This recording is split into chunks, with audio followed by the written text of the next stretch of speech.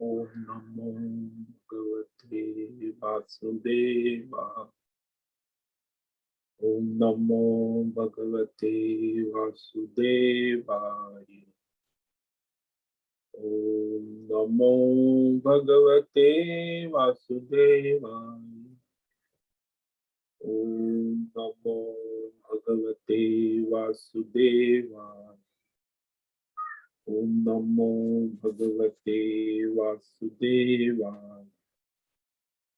ओम नमो भगवते वासुदेवाय। ओम नमो भगवते वासुदेवाय। ओम नमो भगवते वासुदेवाय। ओम नमो भगवते वासुदेवाय। ओम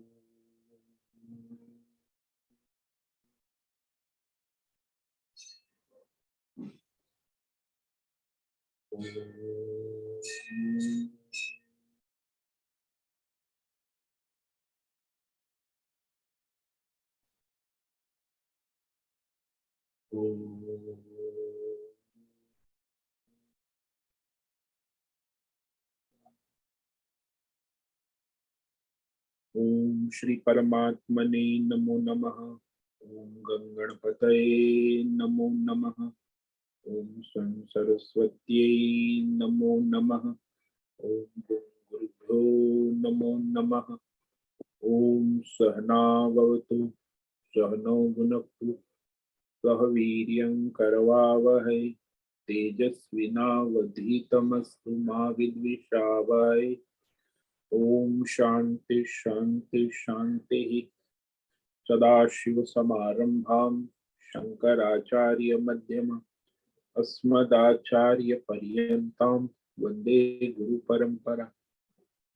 ओम पार्थाय प्रतिबोधितां भगवतां नारायणेन स्वयं व्यासेन ग्रथितां पुराणं मध्ये महाभारतम् अद्वैतामृतवर्षिणीं भगवतीम् अष्टादशाध्यायिनीम् अम्ब त्वामनुसन्दधामि भगवद्गीते भवद्वेषिणीम् वसुदेवसुतं देवं कंसचाणूरमर्दनं देवकी परमानन्दं कृष्णं वन्दे जगद्गुरु। नमस्ते परमं ब्रह्म सच्चिदानन्दरूप निर्गुणाय नमस्तुभ्यं ओंकाराय नमो नमः। सर्वे दुर्गाणि तरन्तु सर्वे भद्राणि पश्यन्तु सर्वे सद्बुद्धिमाप्नोतु सर्वे सर्वत्र नन्दतु। ओम तत्सत्। ओम ओम ओम।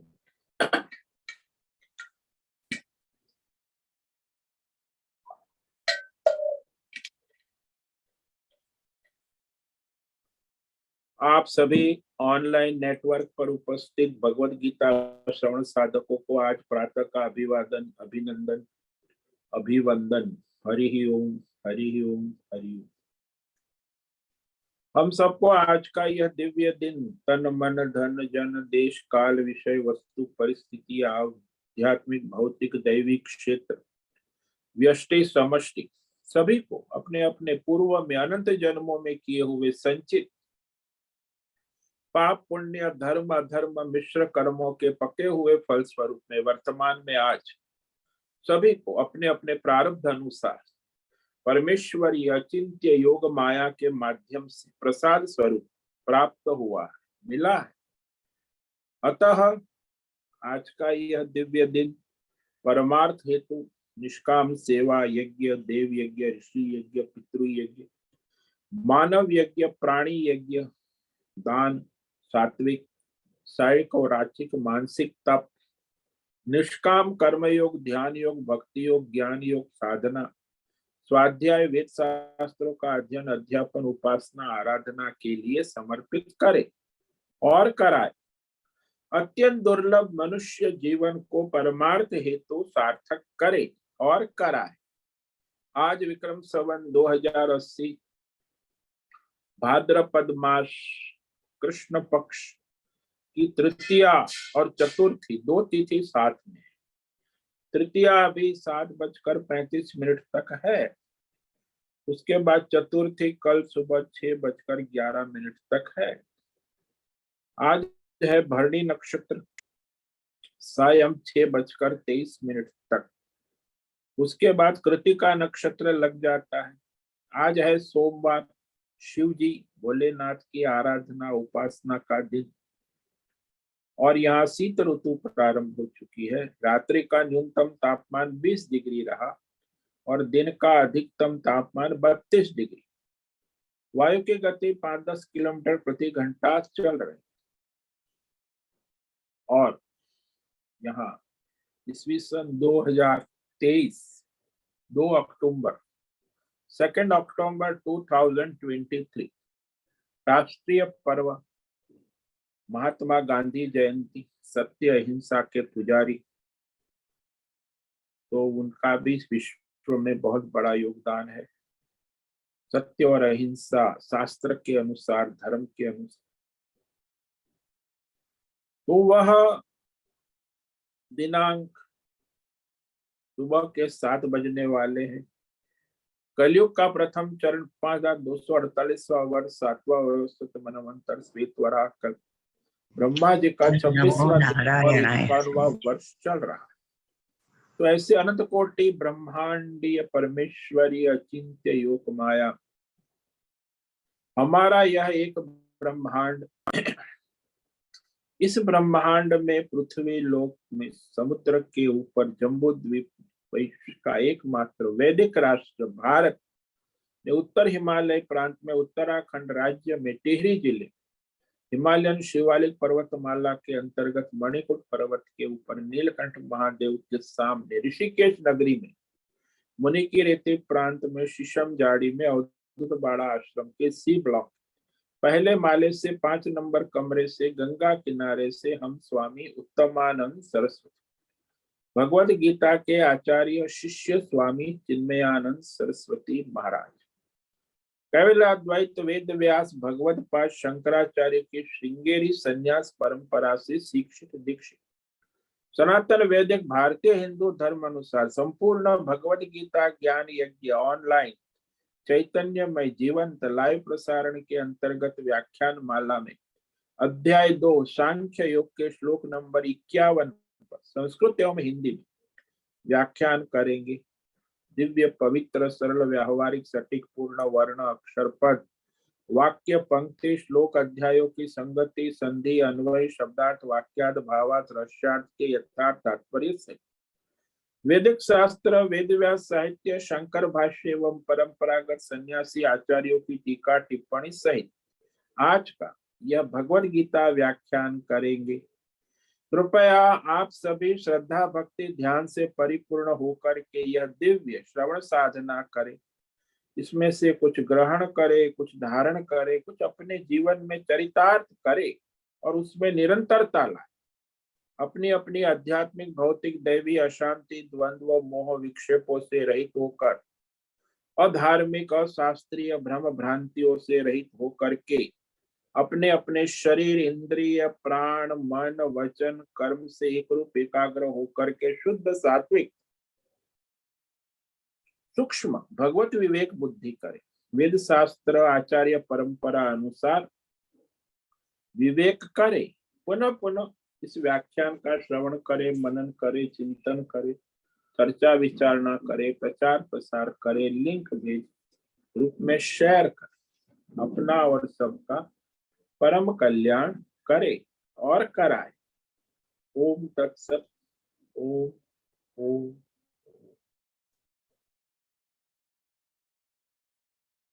तो कल हमने श्रीमद् भगवद गीता अध्याय 2 सांख्य योग के श्लोक नंबर 51 पर व्याख्यान किया था, जिसमें भगवान ने परमार्थ बुद्धि भगवत बुद्धि से युक्त मनुष्य पाप पुण्य धर्म अधर्म कर्म फलों से मुक्त हो जाता और वो परमात्मा के स्वरूप को प्राप्त हो जाता है। ये कहा भगवान कर्मजं बुद्धियुक्ता हि फलं त्यक्त्वा मनीषिणः जन्म बंध विनिर्मुक्ता पदम गच्छन्ति अनामयम्। क्योंकि जो भगवत बुद्धि युक्त है वह मनीषी कहा गया, बुद्धिमान है, तत्वदर्शी है। तो ये जो कर्मों से उत्पन्न होने वाले पाप पुण्य धर्म अधर्म सुख दुख सारे द्वंद्व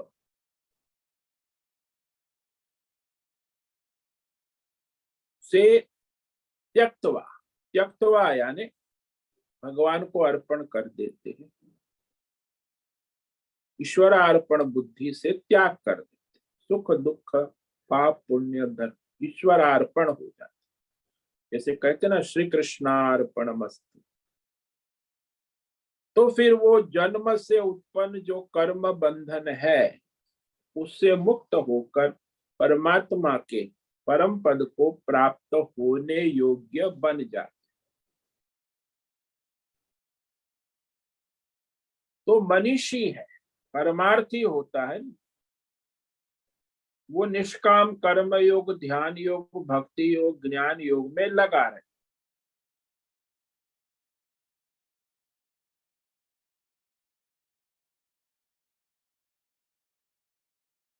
तो यहाँ भगवान ने जन्म बंध विनिर्मुक्ता कहा। क्यों कहा?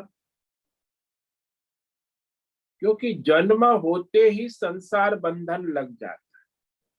मनुष्य जन्म के बंधन से यानी जन्म के साथ ही परिवार पैसा पद प्रतिष्ठान मकान दुकान संसार के सारे रिश्ते नाते आसपास गांव है संसार है, जन्म के साथ ही बंधन है संसार।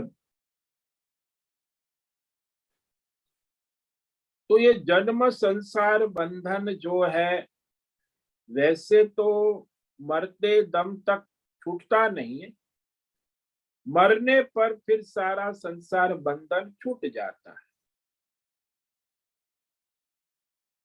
क्योंकि जब जन्म होता है तो वहां माता पिता भाई बहन रिश्ते नाते परिवार ये सब परिवार पैसा पद प्रतिष्ठान कुल वंश परंपरा बांधते हैं, बंधन है।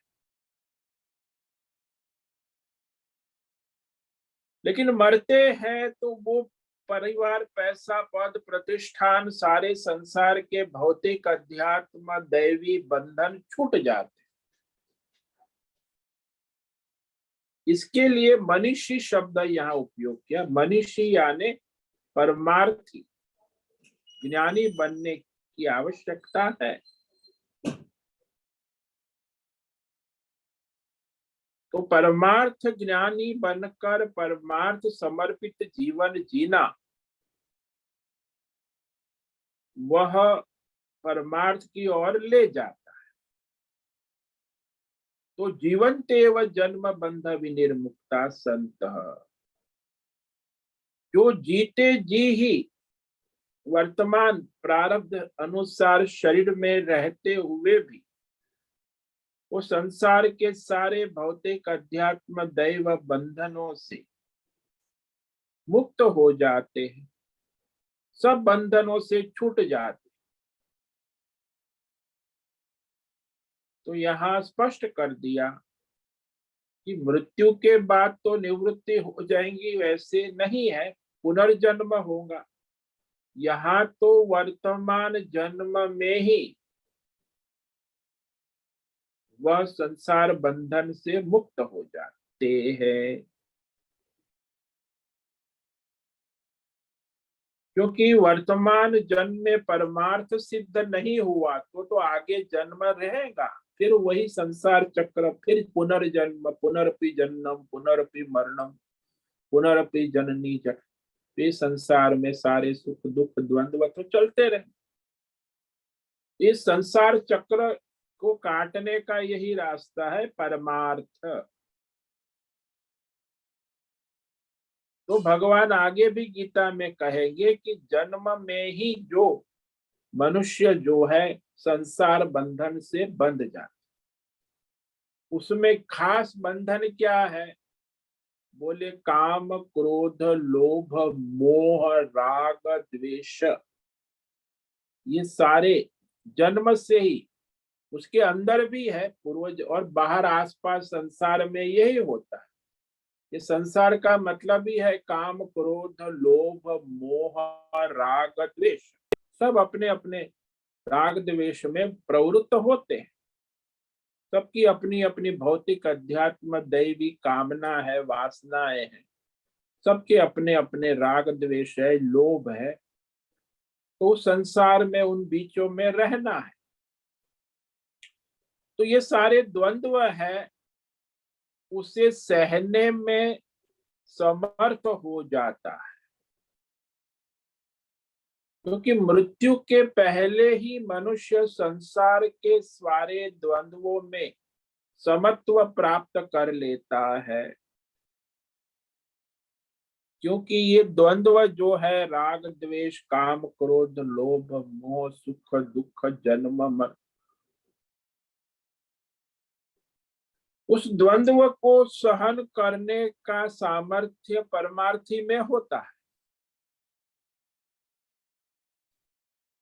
इसीलिए वो परमार्थ में लगा है, उसे ये द्वंद्व विघ्न नहीं कर। क्यों? वो परमार्थी है ना। इस बात को यहाँ कहा कि जीते जी संसार के बीच में रहते हुए, जैसे कमल के पत्ते जल में रहते हुए भी गीले नहीं होते, ऐसे वो संसार के सारे काम क्रोध लोभ और राग द्वेष भरे संसारी लोगों के बीच में रहते हुए भी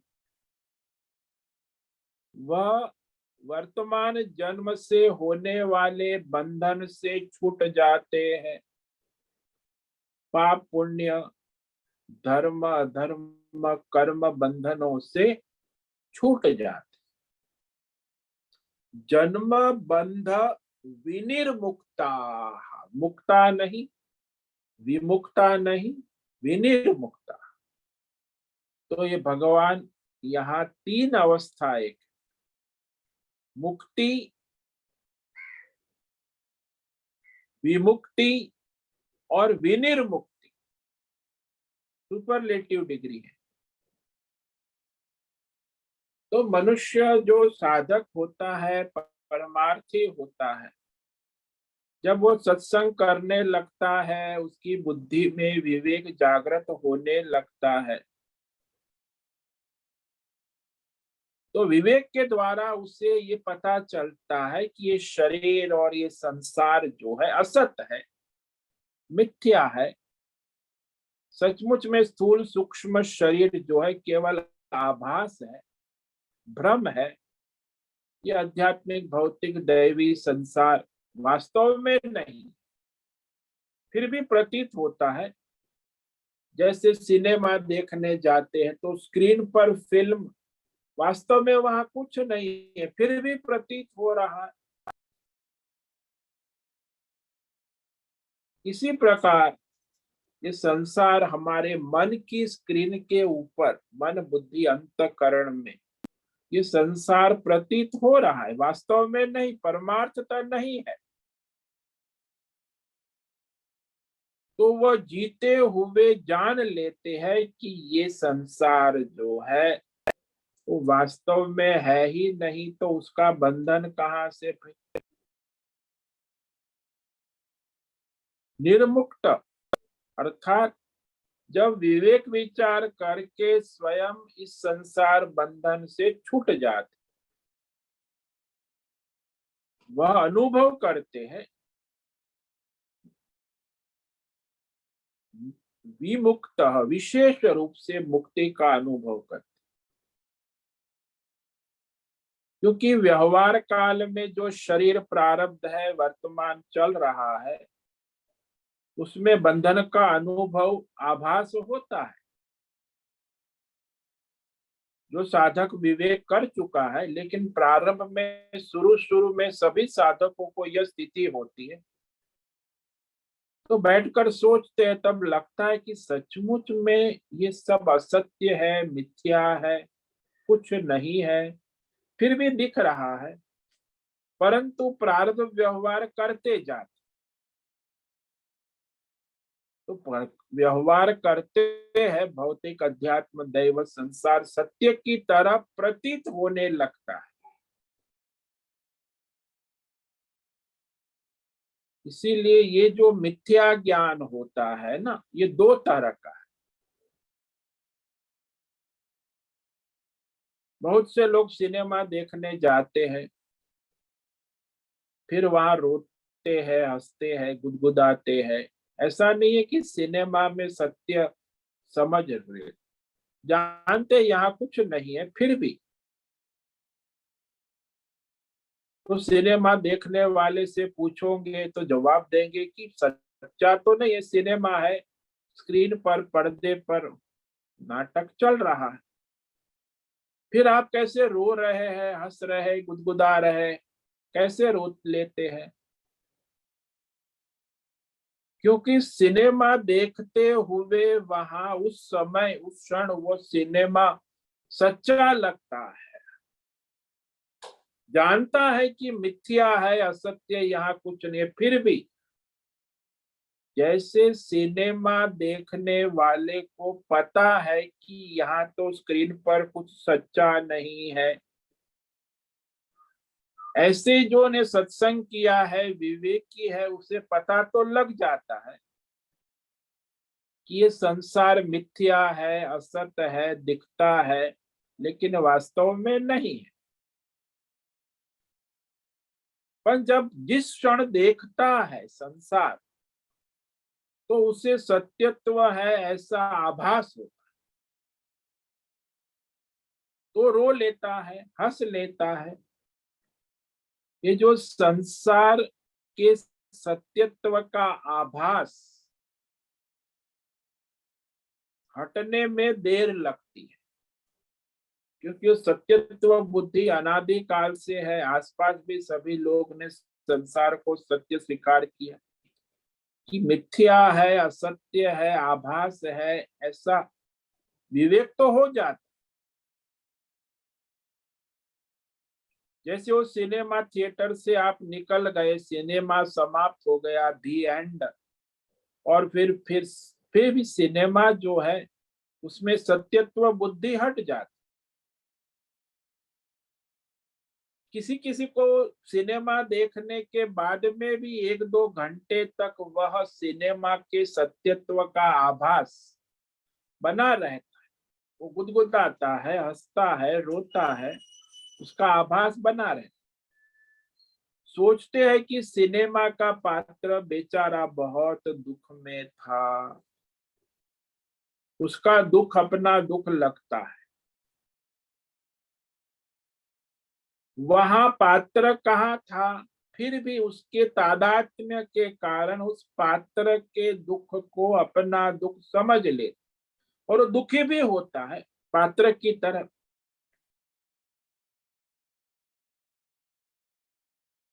तो ऐसे ही संसार में भी ये जीवात्मा जो है, वह नाम रूपात्मक भौतिक अध्यात्म दैव जो संसार है, असत है, आभास है, मिथ्या है, फिर भी उसे सत्य मानकर बंधन में आ जाता। भाई असत्य को सत्य मानना ही बंधन है ना। जैसे हम लोग उपन्यास पढ़ते पहले लोग, आज भी उपन्यास तो पढ़ने वाले लोग बहुत जासूसी उपन्यास पढ़ते हैं। तो माँ ने कहा बेटे भोजन कर लो, कहेंगे माँ थोड़ी देर रुक जाओ, बस अब ये पुलिस चोर को पकड़ने ही वाले हैं। अब वो उपन्यास है, कथा पढ़ रहे हैं, उसमें न चोर है न पुलिस है, लेकिन उसको तो वास्तविक लगता है, उपन्यास है, वहां चोर कहाँ है, पुलिस कहाँ है। इसी प्रकार सामान्य मनुष्य विवेक तो हो जाता है, लेकिन विशेष रूप से मुक्त नहीं। उसे पता चलता है कि संसार सब खेल है, मिथ्या है, आभास है, असत्य है, भ्रम है, कल्पना है, भ्रांति है, ये सब जान लेता है, लेकिन विशेष रूप से मुक्त नहीं होता। तो ये जब सामान्य विवेक अवस्था है ना, उसमें मुक्त हो जाता है। वो सामान्य विवेक है, विशेष विवेक होना आवश्यक। विमुक्त निरंतर मुक्त होता है, उसमें विशेष निरंतर दृढ़ता होती है, विवेक वैराग्य होता है। मुक्ति के दो साधन है, एक तो दृढ़ विवेक और एक निरंतर वैराग्य। विवेक और वैराग्य तो फिर संसार के सत्यत्व में प्रतीति नहीं रहती। नहीं तो प्रतीति रह जाती कि संसार का सत्यत्व लगता है तो फिर द्वंद्व होगा। कोई भी चीज हमें सच्ची लगेगी तो उसमें आकर्षण होगा, द्वंद्व होगा। और मिथ्या है तो उसमें आकर्षण भी नहीं होगा, द्वंद्व भी नहीं, क्योंकि असत है। मानो कि आपके डाइनिंग टेबल पर लकड़े के, प्लास्टिक के वो फ्रूट्स पड़े हैं, सफरजन है, संतरा है, मौसम्बी है, अंगूर है, पपीता है, चीकू है। अब वो डेकोरेशन है, बढ़िया प्लेट सजी हुई है, लेकिन आप जानते हैं कि ये सारे मिथ्या है। तो उसका आकर्षण, उसे लेने की भूख लगी है तो खाने की इच्छा नहीं होती, क्योंकि पता है कि ये प्लास्टिक के असत मिथ्या खिलौने जो फल फ्रूट प्लेट के रूप में है। मिथ्यात्व बुद्धि होने के बाद उसमें आकर्षण, राग नहीं होता। उसे कहते हैं कि विशेष ज्ञान होना। तो एक होता है सामान्य विवेक, दूसरा होता है मध्यम विवेक, और तीसरा होता है विशेष विवेक, विनिर्मुक्त। पक्का विवेक है कि ये प्लास्टिक के खिलौने हैं, इससे मेरा पेट भरेगा नहीं, मुझे तृप्ति मिलने वाली नहीं, इसलिए उसमें आकर्षण प्रवृत्ति भी नहीं, निवृत्ति हो। जो असली पड़े हैं तो अंगूर प्लेट है, असली सफरजन पड़े हैं तो तुरंत भूख लगेगी, उस पे जाके ले लेंगे, खाने लगेंगे, क्योंकि उसमें सत्यत्व बुद्धि है। तो ये सारा संसार जो है, शरीर, संसार, जीव जगत, देवी देवता, अध्यात्म, भौतिक दैवी जगत, जब तक जीवात्मा को सत्यत्व प्रतीत होता है तो उससे मुक्त नहीं हो सकता। ये भौतिक, अध्यात्म, दैव, संसार, स्थूल सूक्ष्म संसार में मिथ्यात्व विवेक होना आवश्यक, तब वो वैराग्य होगा, त्याग। मिथ्या है, असत है तो वैराग्य है, त्याग है, और सत्य है तो राग है, द्वेष है। तो जो तत्वज्ञानी है, मनीषी है, जो साधक है, परमार्थी है, उसकी प्रथम भूमिका मुक्ति जो है ना, वो सामान्य है। द्वितीय भूमिका विमुक्ति निर्मुक्ति है, और तृतीय भूमिका विनिर्मुक्ति है, विशेष रूप से। उसे पक्का पता चल गया कि ये भौतिक, अध्यात्म, दैव जगत केवल भ्रम है, मन की कल्पना है, असत्य है, मिथ्या है, भ्रांति, आभास है। उसे पक्का विवेक हो चुका है और उसमें स्थिति भी हो चुकी है, वो विनिर्मुक्त।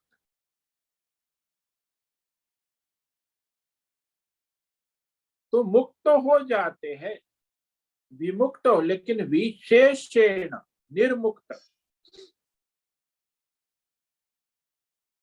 ये जो है भगवतमय होने के बाद ही संभव। कहते हैं कि संसार, सारा संसार भगवान का स्वरूप है, सब भगवान है, बोलते हैं, सुनते हैं, अच्छा लगता है। सच्चिदानंद परमात्मा के सिवा कुछ है ही नहीं। भगवान भी कहते हैं कि मेरे सिवा कुछ संसार में है ही नहीं, मैं ही मैं हूं। तो भगवान का जो स्वरूप है, परमात्मा मैं स्वरूप, अब हमारे सनातन धर्म में भगवान की आराधना में भगवान के चरण स्पर्श और चरण दर्शन की महिमा है। सनातन धर्म में चरण दर्शन, चरण स्पर्श, इसलिए अभी राधा अष्टमी चली गई तो राधा अष्टमी के दिन राधा जी के चरण दर्शन के लिए भीड़ लगती है मंदिर। वैसे विष्णु भगवान के चरण दर्शन की भीड़ अक्षय तृतीया को होती है सभी मंदिरों में। चरण दर्शन और उसका स्पर्शन हमारे सनातन धर्म में प्रधान माना जाता है। भगवान के चरणों की इतनी महिमा इसलिए कही है कि वह सच्चिदानंद परमात्मा सबका मूल आधार है ना। संसार का मूल आधार ही परमात्मा है। जैसे सभी गहनों का मूल आधार ही सुवर्ण तत्व है, तो जो परमार्थी है, मनीषी है, वह विनिर्मुक्त होकर उसी मूल तत्व परमात्मा के रूप में संसार को देखते। यानी ये संसार जो है भौतिक, अध्यात्म, दैव, उसके नाम रूप गुण दोष देखते हुए भी उसमें रहने वाले मूल तत्व पर उनका विवेक दृष्टि हो। जैसे दृष्टांत ले लो कि आप कोई भी सुनार के पास चले जाओ तो वो सुनार आपके गहने को देखकर वो गहने को नहीं महत्व देगा, वो अपने वजन कांटे में रख के पूछेगा सोना कितने तोला है, अंगूठी क्या है, नेकलेस क्या है, चूड़ी क्या है। सोने को ही देखता है। सुनार को अंगूठी, नेकलेस, बैंगल्स आपकी चाहे डिजाइन कैसी हो, अच्छी उससे कोई लेना नहीं। उसे डिजाइन अच्छी बुरी हो या कोई छोटी बड़ी हो, उसकी दृष्टि केवल सुवर्ण पर होती कि सुनार है। इसलिए जैसी किसी भी प्रकार का गहना होगा तो देखता है केवल सुवर्ण। वैसे ही जो तत्वदर्शी है, परमार्थी है, ये भौतिक, अध्यात्म, दैव, सारे नाम रूप संसार को सामने देखता है, क्योंकि उस नाम रूप से ही सामने आते हैं। भौतिक हो, अध्यात्म हो, शब्द अर्थ रूप से आते हैं। तो संसार शब्द, वाक्य, अर्थ, नाम रूप गुण द्वंद्व के रूप में आते हैं। तो उनमें सबसे पहले जो परमार्थी है, परमात्मा तत्व को ही देखता है। ये मूल असली तत्व इसमें परमात्मा है। और वो सच्चिदानंद परमात्मा ही मूल अधिष्ठान को देखकर जान लेते हैं कि भाई ये नाम रूप गुण केवल कल्पना है, आभास मात्र है। तो वह परमात्मा के ही दर्शन करते, सुनार है, सोने का ही दर्शन करता है। उसे गहने, उसके दुकान में भी बहुत सारे गहने हैं और ग्राहक भी लेकर आते हैं, ले जाते हैं, उसे गहने से कोई लेना नहीं, उसको सुवर्ण दर्शन ही करता है, उसी का व्यापार। लेकिन दुनिया जो है ऐसे ही तत्वदर्शी है, वो सर्वत्र परमार्थ दर्शन करता है। चाहे भौतिक जगत हो, चाहे अध्यात्म जगत हो, चाहे दैवी जो भी नाम रूप गुण दोष संसार में जो भी है, शब्द है, वाक्य है, उसके गुण है, दोष है, सब में पहले यही दृष्टि होती कि ये का मूल आधार परमात्मा ही है। तो उसकी बुद्धि परमात्मा में हो गई है, वही अनामय पद है, यानी अमृत पद। यही अमृत है, वो अमृत को देखता है। मूल अधिष्ठान अक्षय अमृत का दर्शन करने वाला गच्छन्ति अनामय पदम। इस श्लोक में भगवान ने अनामय कहा, यानी संसार के सारे द्वंद्वों से रहित, सारे द्वंद्व और उसके उपद्रव से रहित जो अनामय पद है, यानी परमार्थ पद, वो परमार्थ दृष्टि को प्राप्त करता है। हाँ, वो द्वंद्व उपद्रव की प्रतीति होने पर भी उसे सब परमात्मा रूप ही दिखता है, कि तत्व ज्ञानी है ना। उस संसार के विषय तो दिखते हैं, जैसे हम लोग मिठाई खाते हैं, तो मिठाई खाते समय सबसे पहले हमारा मन किस पर जाता है? इसमें मिठास कम है ज्यादा है, चीनी कम है ज्यादा है।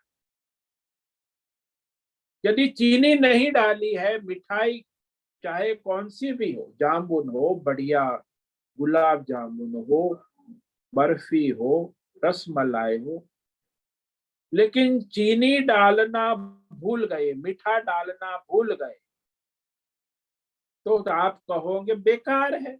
मिठाई में सबसे पहले जो मूल चीज है वह चीनी को देखते हैं कि मिठास है।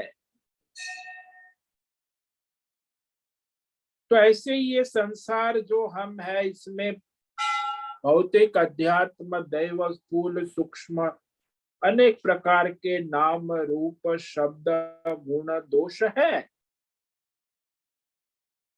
लेकिन उसका मूल आधार है परमात्मा। सबसे पहले सच्चिदानंद परमात्मा को जानते हैं, देखते हैं, अनुभव करते हैं कि वही संसार रूप में सारे भौतिक, अध्यात्म, दैव, द्वंद्व के रूप में प्रतीत हो रहा है। यदि परमार्थ दर्शन नित्य बना रहता है, उसी को अमृत पद कहा, परमार्थ कहा, मोक्ष कहा, साक्षात्कार कहा।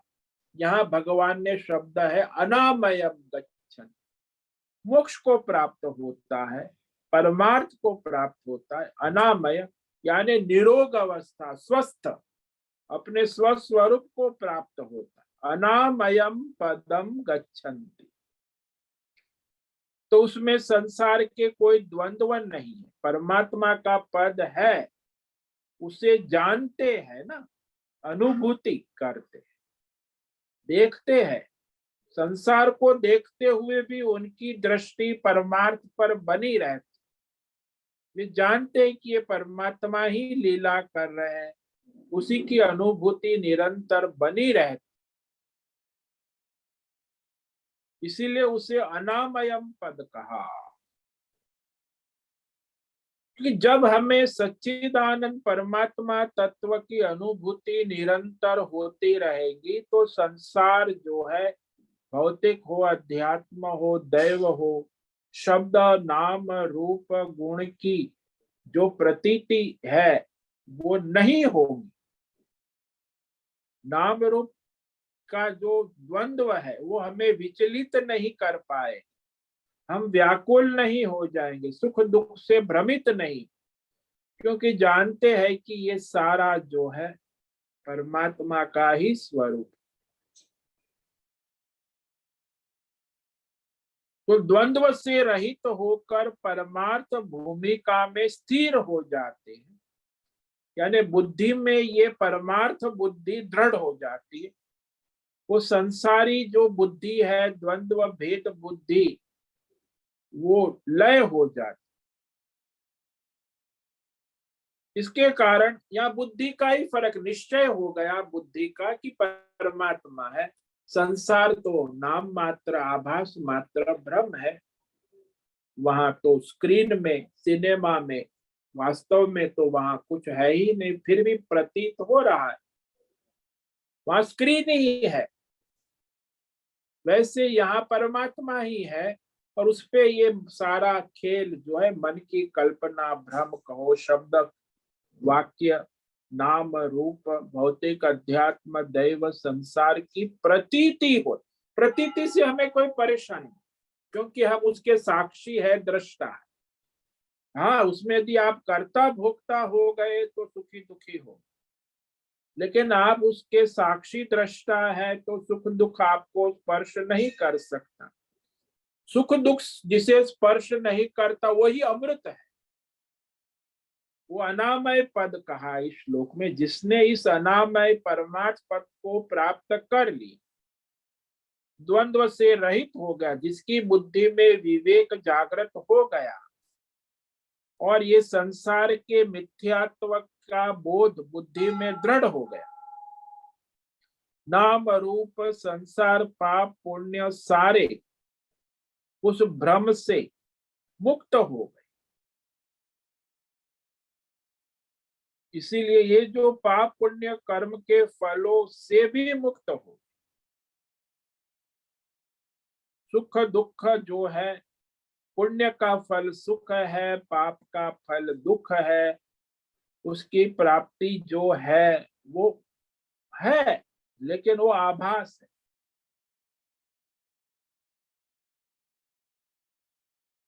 तो संसार में मनुष्य जब विवेक कर लेता है पक्का, तो फिर वो उसका वैराग्य भी पक्का हो जाता है। आपका विवेक कच्चा है तो वैराग्य भी कच्चा है, विवेक पक्का है तो वैराग्य भी पक्का है कि भाई असत है, मिथ्या है, वास्तविक परमात्मा। जैसे तो सुनार का विवेक पक्का है कि ये सोना है, ये गहना जो है कोई लेके आता है तो पहले वो तराशता है, वो चाहता है, देखता है कि ये सोना, कस के देखता है पत्थर कि 16 कैरेट है, 18 कैरेट है, 22 कैरेट है, 24 कैरेट। उसकी बुद्धि सोने में स्थिर है। हाँ, गहने के बीच में बैठा हुआ है, गहने का ही व्यापार करता है, लेकिन बुद्धि सोने में स्थिर है। ऐसे ये तत्व ज्ञानी है, संसार के बीच में बैठा है, संसार का व्यवहार करता है, लेकिन उसकी बुद्धि परमार्थ में दृढ़ है, स्थिर है।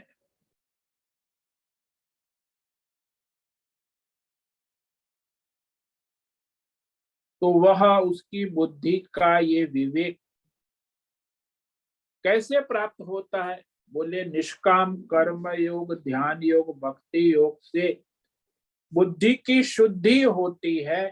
वो बुद्धि की शुद्धि होने से ही परमार्थ प्रकट हो जाता है, और वो परमार्थ बुद्धि जिसकी प्रकट हो जाती है, उसके सारे संसार के पाप पुण्य सुख दुख, सारे द्वंद्व, सारे उपद्रव साक्षात नष्ट हो जाते हैं, होते हुए भी उसका उसे स्पर्श नहीं हो। अनामयम पदम गच्छ।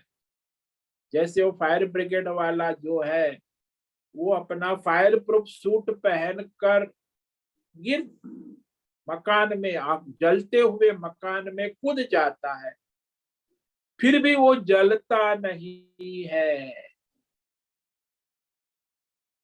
इसीलिए जिसकी बुद्धि परमार्थ में दृढ़ स्थिर हो गई, उसे इस संसार के कोई भी विषय सुख दुख दे नहीं सकते। ये सारे सुख दुख पाप पुण्य सारे उपद्रव द्वंद्व भौतिक अध्यात्म दैव संसार उसका लय हो जाता, परमार्थ में स्वरूप में भगवान बताते हैं कि ऐसी परमार्थ बुद्धि कब होती है। तो उसके लिए वो निष्काम कर्म योग, ध्यान योग, भक्ति योग, ज्ञान योग साधना आवश्यक है। तो आगे के श्लोक में वही भगवान कहने जा रहे हैं कि हमारी परमार्थ बुद्धि दृढ़ कब होगी। तो ये श्लोक आज पढ़ते हैं, इस पर व्याख्यान तो कल ही करेंगे। यदा ते मोह कलिलम बुद्धि व्यतितरिष्यते तदा गन्तासि निर्वेदम श्रोतव्यस्य श्रुतस्य च। यदा, जब तुम्हारी साधना के बाद निष्काम कर्म योग, ध्यान योग, भक्ति योग, ज्ञान योग सिद्ध होने की ये संसार रूपी बुद्धि जो है, मोह रूपी बुद्धि, भौतिक अध्यात्म दैव संसार मैं मेरा, मोह कलिलम, ये मोह रूपी दलदल को पार कर जाएंगी, तब तुम ये सारे भौतिक अध्यात्म दैव संसार के सुने हुए न सुने हुए सभी संसार के विषयों से उपराम हो जाओगे। यानी भौतिक अध्यात्म दैव संसार विषयों की तृष्णा, कामना, लालसा से रहित हो जाओ, क्योंकि वास्तविक तत्व का बोध हो जाएगा। इसलिए इस श्लोक पर हम कल विचार करेंगे। तो आज जो श्लोक हमने कहा, इसमें भगवान ने स्पष्ट कर दिया कि वह मनुष्य सारे संसार बंधनों से विशेष रूप से मुक्त हो जाते हैं, क्योंकि परमार्थ बुद्धि वाला ही मुक्त होता है। संसारी बुद्धि वाला साधक है, वो अभी परमार्थ बुद्धि का अभ्यास करता है, तो धीरे धीरे वो दृढ़ता आ जाती। कर्मजं बुद्धि युक्ता ही फलं त्यक्त्वा मनीषिणः जन्म बंध विनिर्मुक्ता पदम गच्छन्त्यनामयम्। क्योंकि निरंतर भगवत बुद्धि से अपना स्वधर्म कर्तव्य प्रारब्ध अनुसार करते करते करते वह मनीषी परमार्थ बुद्धि से युक्त मनुष्य सारे भौतिक अध्यात्म दैव कर्म से उत्पन्न होने वाले फल, पाप पुण्य, सुख दुख, जन्म मरण से मुक्त हो जाता है, यानी उससे छूट जाता है। और ये जन्म मरण बंधन से मुक्त होकर वह सर्वत्र परमार्थ दर्शन करता, अनामयम पदम, यानी स्वस्थ हो जाता है अपने स्वरूप में, परमार्थ स्वरूप में उसकी बुद्धि स्थिर हो जाती। साधक की बुद्धि स्थिर नहीं, अभी वो साधना कर रहा है तो थोड़ी परमार्थ में, फिर संसार में परमार्थ, लेकिन जो इस तरह बुद्धि स्थिर हो गई है तो वो अमर हो जाता है, अमृत पद मोक्ष को प्राप्त कर लेता है। ओम नमो नारायणाय, ओम नमो नारायणाय, ओम नमो नारायणाय, ओम नमो नारायणाय, ओम नमो नारायणाय।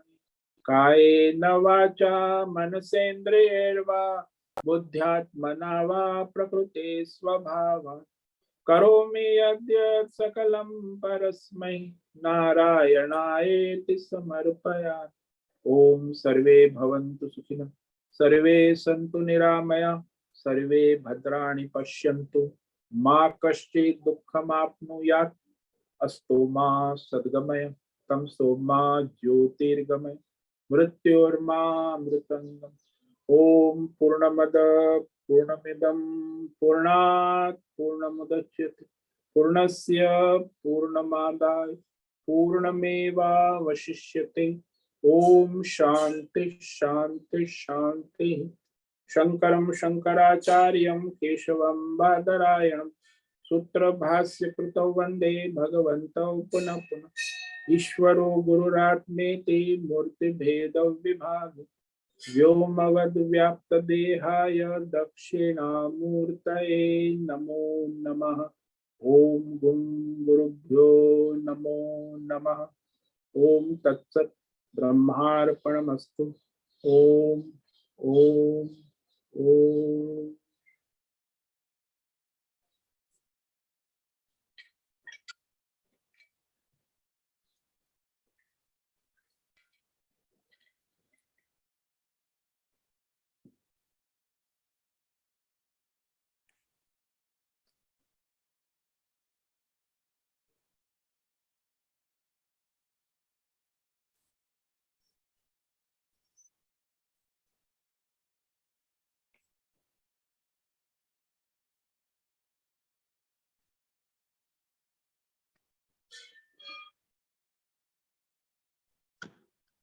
ओम नमो नारायण स्वामी जी।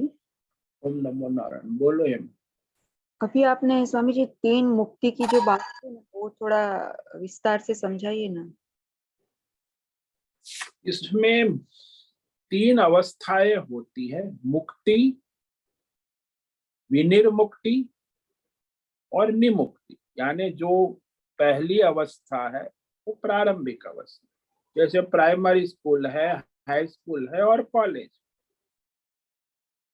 तो पहले तो थोड़ा अभ्यास होता है कि भाई मैं शरीर नहीं हूँ, सच्चिदानंद आत्मा हूँ। तो प्राथमिक अवस्था में विवेक विचार करते हैं, लेकिन निर्मुक्ति नितराम निरंतर मुक्ति की भाव नहीं।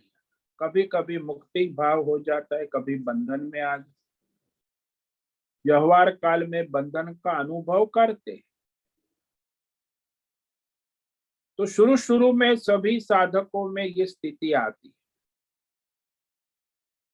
सोचते हैं, लगता है कि सब कुछ मिथ्या है, असत्य है, फिर भी प्रारब्ध व्यवहार करते जाते हैं तो वो सत्य की तरह लगता है।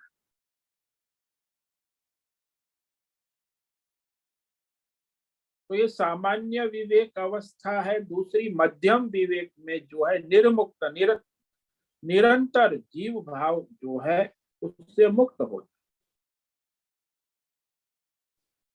फिर भी संसार में सत्यत्व की प्रतीति रह जाती।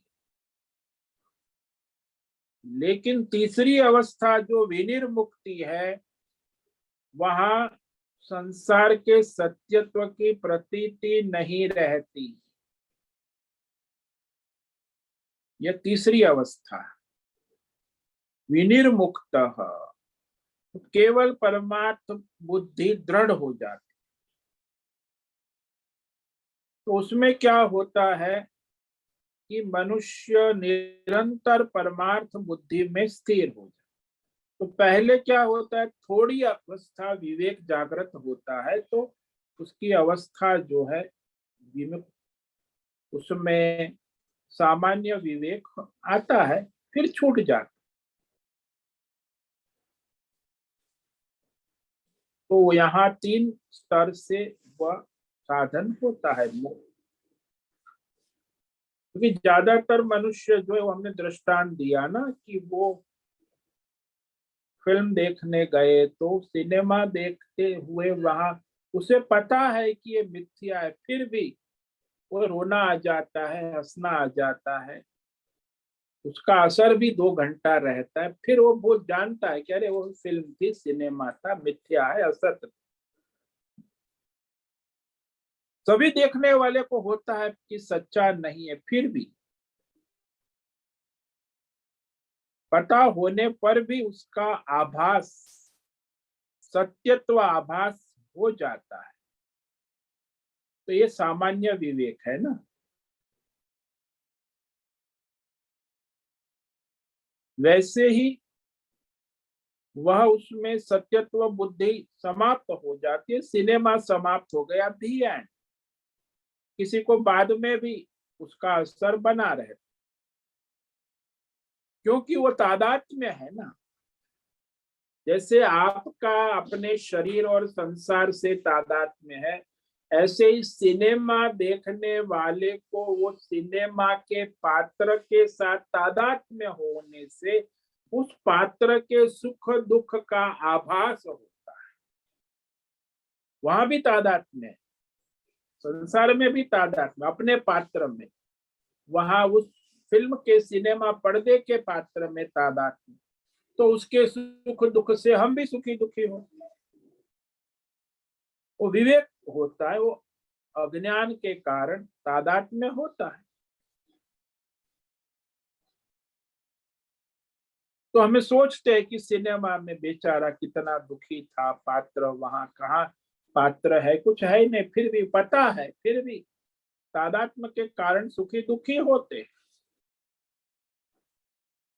तो वैसे ही साधक में जो विवेकीय सामान्य मुक्त है, एक निर्मुक्त है, तो उसमें फर्क है।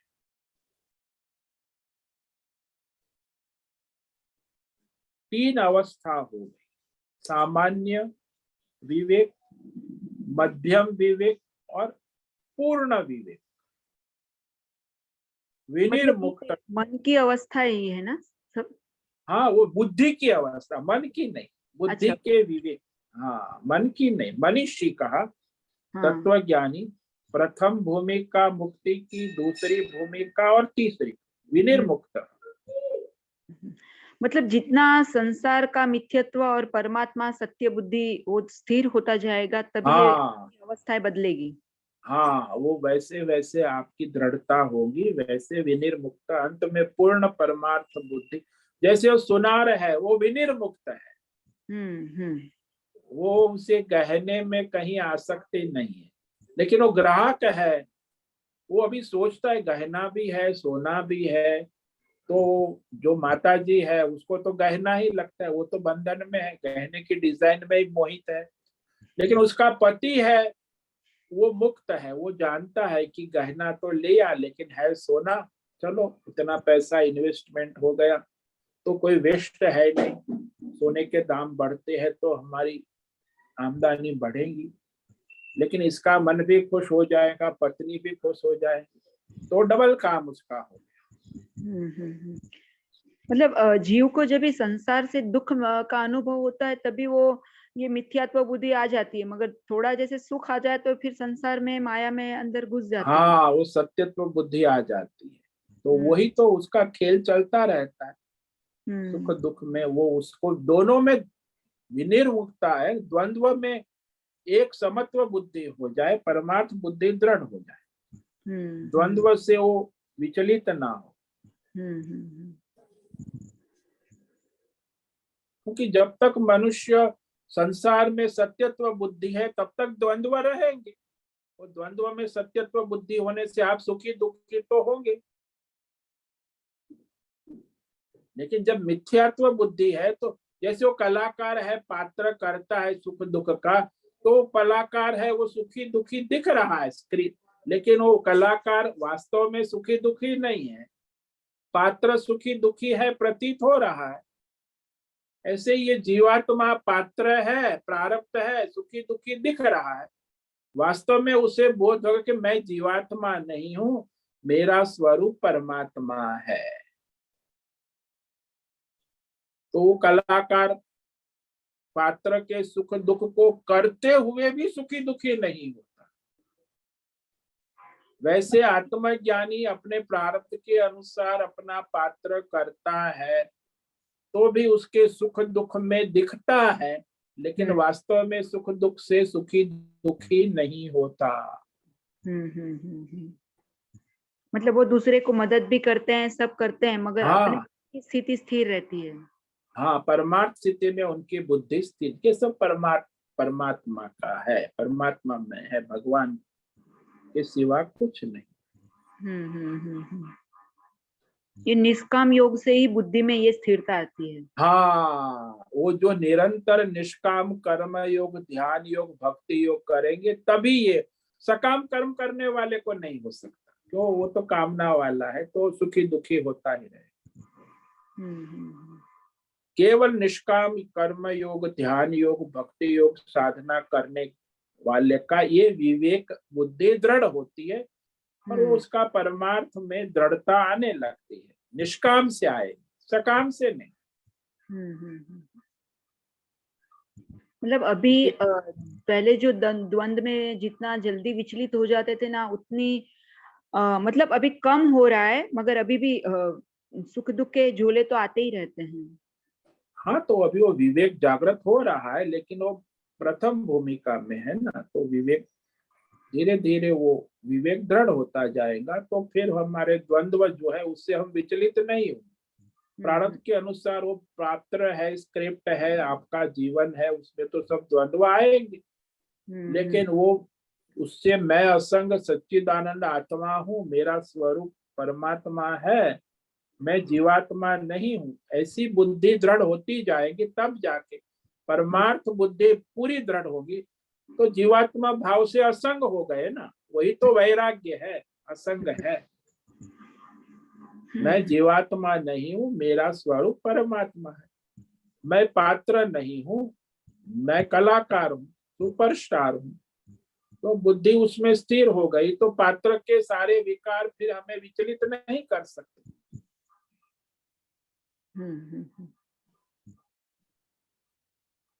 हाँ स्वामी जी, मतलब ये शरीर, मतलब ये शरीर का नाम हेमा है और वो अपना कार्य करता है, मैं हेमा नहीं हूँ, मतलब हमें ऐसा ही मन में स्थिर करना है ना। शरीर मन बुद्धि जीवात्मा पूरा हेमा बना हुआ है ना, जीवात्मा केवल शरीर नहीं, सूक्ष्म शरीर, मन बुद्धि कामना वासना संस्कार अनंत, हेमा केवल एक शरीर नहीं है, ये तो शरीर तो केवल पंच महाभूत का पुतला है। हाँ, सूक्ष्म शरीर सब हेमा जो है सूक्ष्म शरीर, कारण शरीर, अज्ञान, ये पूरा जीवात्मा हेमा है। अच्छा।